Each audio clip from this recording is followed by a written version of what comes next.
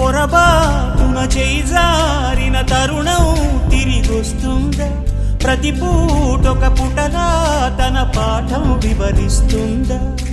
మన కోసమే తనలో తను రగిలే రవి తపనంతా కనుమూసిన తరువాతనే పెను చీకటి చెబుతుందా?